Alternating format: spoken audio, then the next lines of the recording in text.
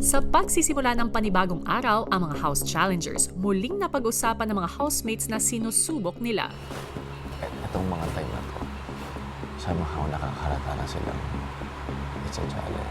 Di lang nila in-expect na mapaglalaroan yung emosyon nila. Wala na yun. Nasa challenge na yun. Yeah, they're gonna put it in the challenge. Next na. Maya-maya, magkahiwalay na ipinatawag ni Kuya ang mga housemates at house challengers. Housemates o house challengers, kaya ko kayo pinatawag dito ay dahil nais kong ipaalam sa inyo na ngayong araw ay magaganap na ang inyong ikalawang house challenge. Nandyan sa loob ng kahon ng sulat, Fiang, basahin mo ng malakas. Housemates, para sa inyong ikalawang house challenge, makakaharap niyo muli ang house challenger sa isang stick lipat game. Para sa kanilang ikalawang house challenge, kailangan mailipat ng player ang 50 objects na nasa kanyang area box sa area box ng kalaban niyang player gamit ang dalawang mahabang stick na ilulusot sa butas ng game table. Isang player kada team ang magtatapat at desisyon ng mga players kung gusto na nilang ipasa sa kanilang kakampi ang sticks. Ang sino mang nagpasa ng sticks ay hindi na muli makakapaglaro. Ang grupong unang makaubos ng mga objects sa kanilang area box ang mananalo sa challenge. Kung ang housemates ang manalo sa challenge na to, makukuha nila ang 50% ng kanilang weekly budget.